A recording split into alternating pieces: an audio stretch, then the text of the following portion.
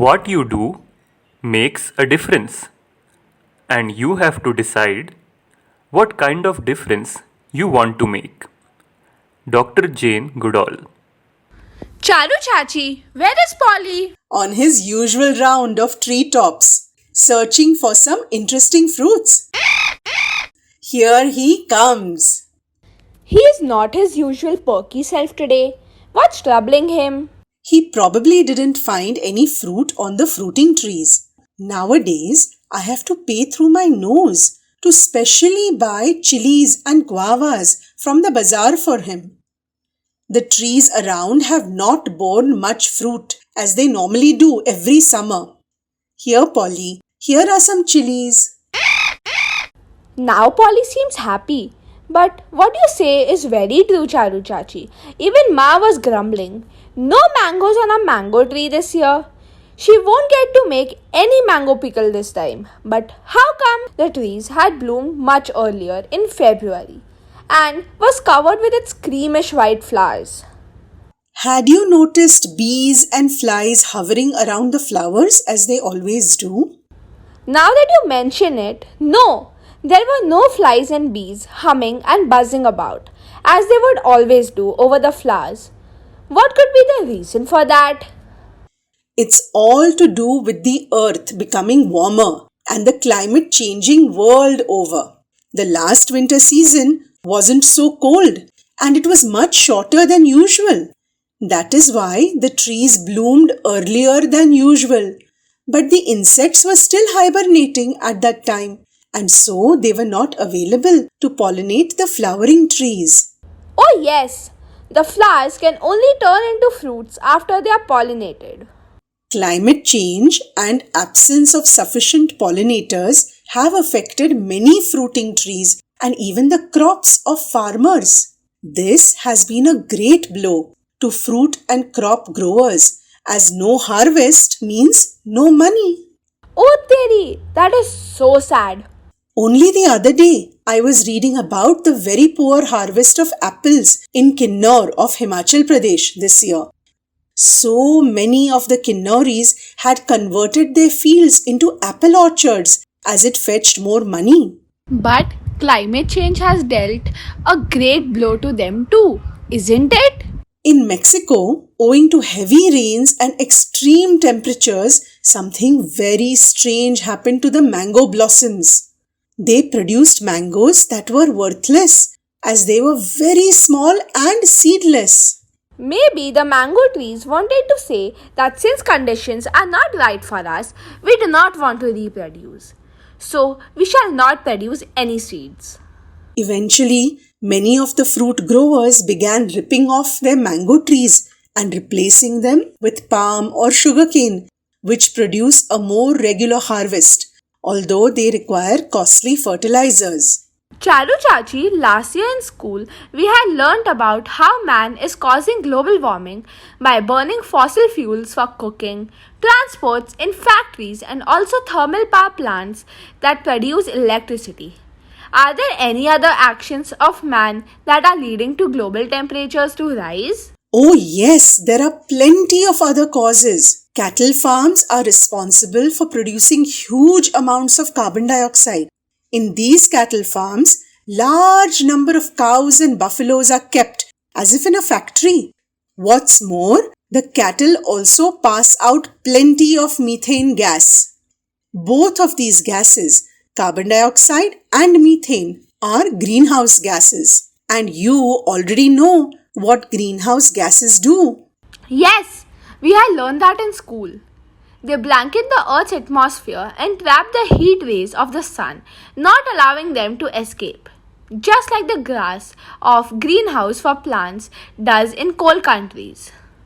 Besides, cattle farms take up a lot of space and trees may have to be cut down to make this space available. And deforestation is also carried out to make space for factories, buildings, roads and dams, isn't it? Bilkul sahi. Aren't the people who carry out deforestation worried about reducing their carbon footprint? Money makes them blind to such things, Tara. Trees are huge carbon sinks and deforestation leads to all that carbon being added to the environment. Besides this, oil drilling is carried out in many places, both on land and in the ocean bed, to flush out petroleum from inside the ground. What is petroleum? Is it something like petrol? Yes, it is formed from fossils of animals and plants buried deep inside the earth. Petroleum is refined to form petrol and also many other chemical products like pesticides and plastics. And while they drill, other harmful hydrocarbon gases like methane also escape, polluting the environment and affecting the wildlife around. Aiyo! They should not be allowed to do it. What you say is very correct, but the petroleum fetches a lot of money, which makes people and countries rich. What other activities of man are causing climate change, Charu Chachi? Overfishing in the oceans. Kaise? How can catching more fish from the oceans lead to climate change? Well, man has forgotten how to take from the earth's natural resources sustainably. Huge trawlers that cast enormous nets in the sea are responsible for depleting not only the fish population but also the other marine life that gets caught in their nets. The absence of marine biodiversity has hampered the sequestering of carbon by the oceans. At one time, our oceans served as a reservoir for 38,000 gigatons of carbon. Aiyo! So the oceans also sequester carbon like trees? We surely need to change our food habits. People need to eat more vegetables and less fish and meat. Bilkul sahi. Even Polly seems to agree. Look at him flapping his wings excitedly and squawking away. Charu Chachi, I just remembered. When we had gone visiting Jaish Mama in my holidays, we had to pass by many small towns and they all had huge dumps of garbage lying around. Wouldn't those dumps be releasing toxic gases? I am glad you brought that up, Tara. Many people find it convenient nowadays to buy things online, and all that comes along with a lot of packaging, much of which cannot be recycled. So, a lot of waste gets generated, ending up in landfills. When the waste in landfills begins to decompose, it releases harmful gases into the atmosphere, which contribute to global warming. And those toxic gases can go into the soil too, isn't it? And from the soil, it lands up in our waterways too. Another cause for adversely affecting our planet is advanced technology. We are using it to manufacture more and more goods at a faster and faster rate, which means overuse of fossil fuels and electricity. Besides, many of these goods do not have a long lifespan, so people are compelled to replace them with new ones. That again means more usage of electricity and fossil fuels. It seems as if we humans have put ourselves in a never-ending chakra, a vicious cycle. That it certainly is. We have to free ourselves from this cycle and work towards a healthier planet. What is Polly examining out there on the ground? Oh, it's an ant hill. And there is a long trail of ants walking towards it. They are all carrying seeds to their homes. How orderly they seem. Yes, Tara. Their home, the anthill, is made from mud, which is eco-friendly. All creatures use materials from nature to make their homes, but they don't harm nature, unlike man. They know how to take only as much as they need. That means they all know how to live sustainably, which many people don't. We need to think of solutions that will help all of nature and help our planet too. I know, since so much of fossil fuels are used for transportation world over, why don't we use cars running on electricity? Automobile companies are now bringing out electric cars. That means using a cleaner form of energy. But those electric cars too have to be charged, which means they need a power plant somewhere to produce electricity to charge them. Again, many power plants use coal, a fossil fuel, to run. Maybe those electric cars should have cells that are charged by solar energy. That is a brilliant idea. But it would work only where there is sufficient sunlight. Of course, the best solution would be to avoid using vehicles altogether.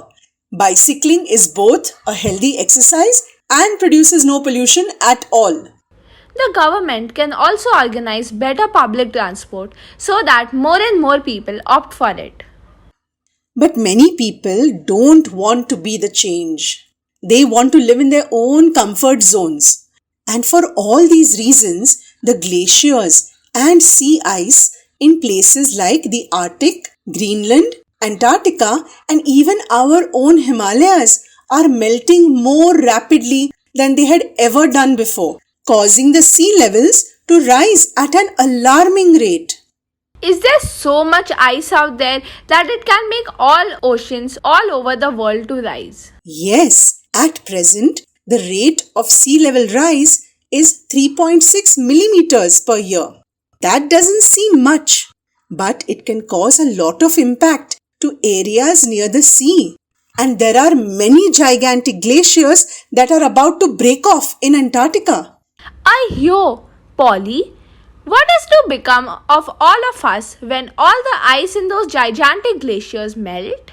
And do you know what else happens when all this ice which had remained frozen for millions of years melts? और क्या होता है? The planet, when viewed from above by satellites, shows dark patches of exposed rocks and oceans. Dark colors absorb heat, and so the earth gets even more heated up.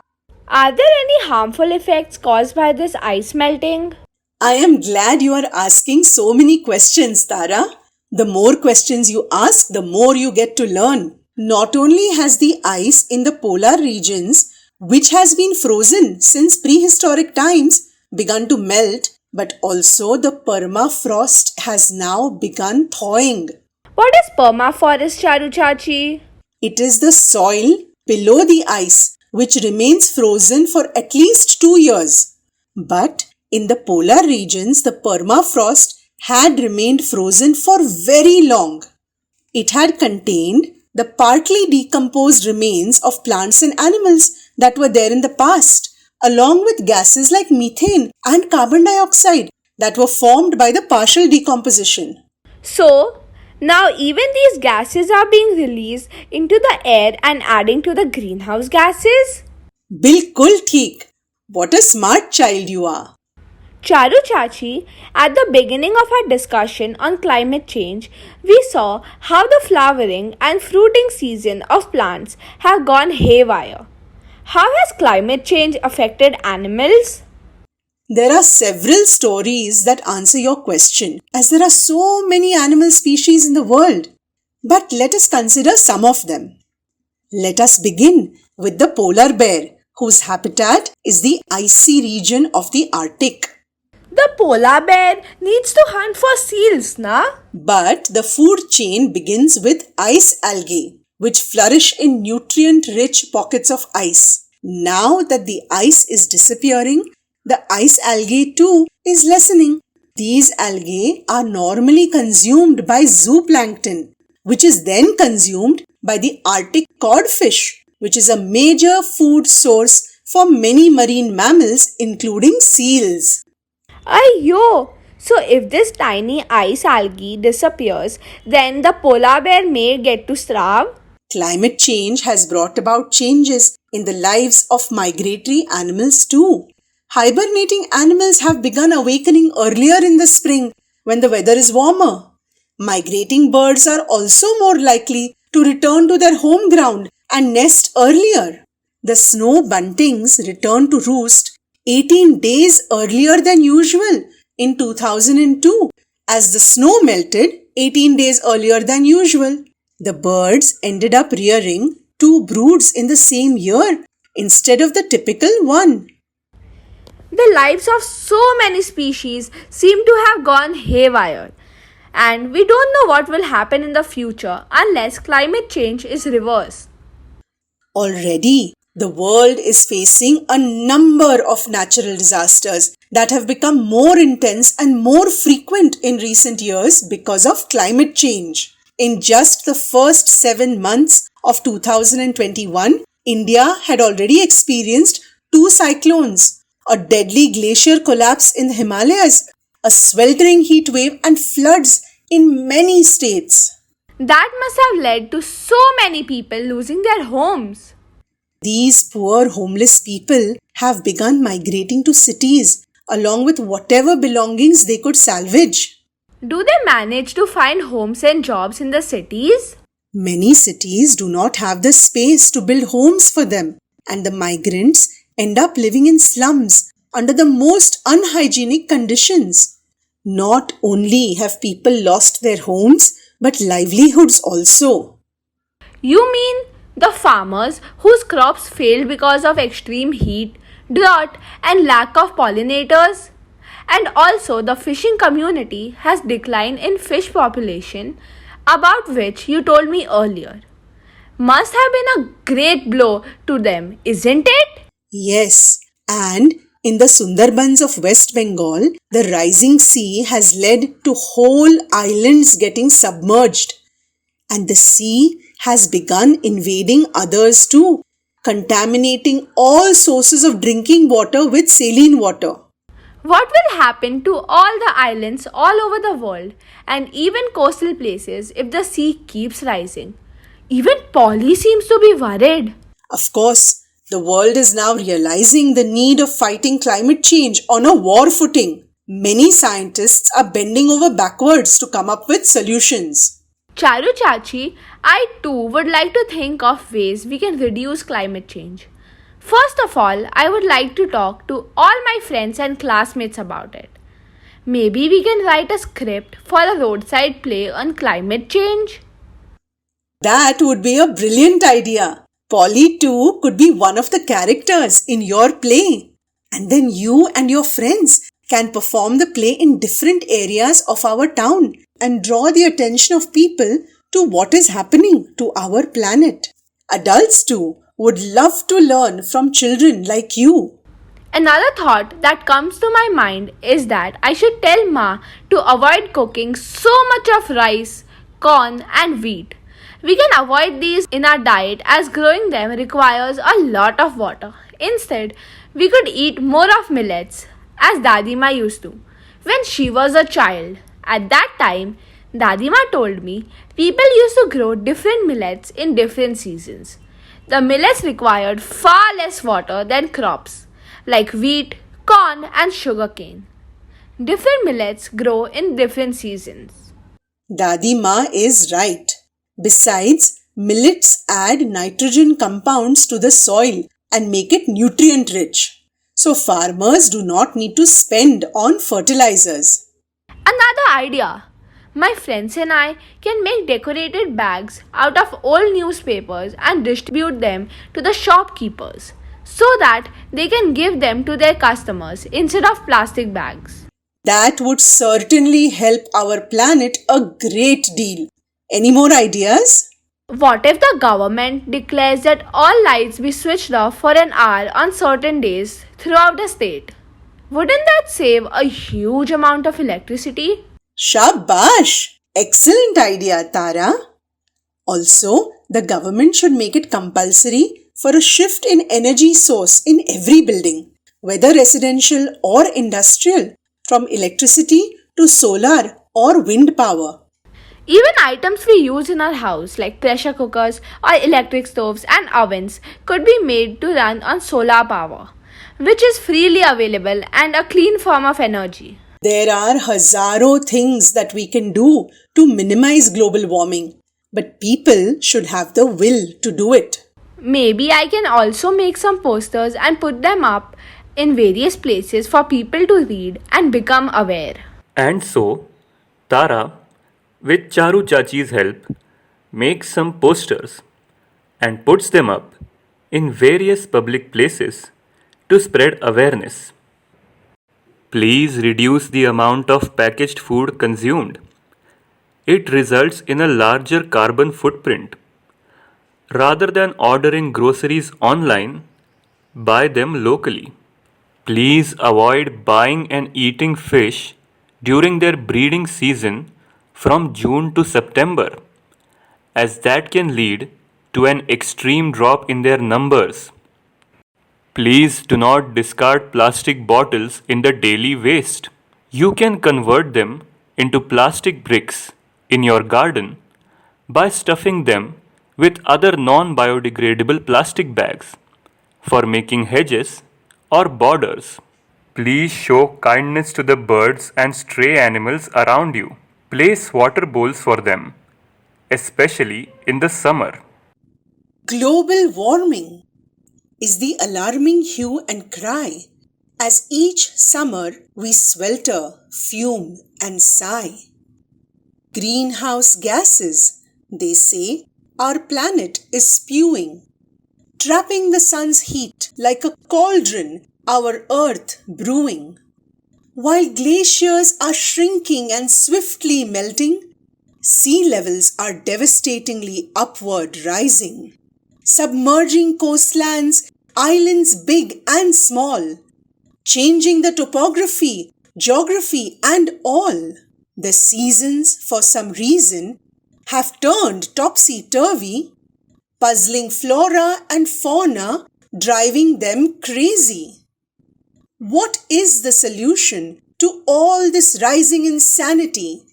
We need to think rationally. We need to heal the world. Make it a better place for future generations to behold. Indeed, we need to give our dear planet Blue a far better deal for all the good it does to me and you.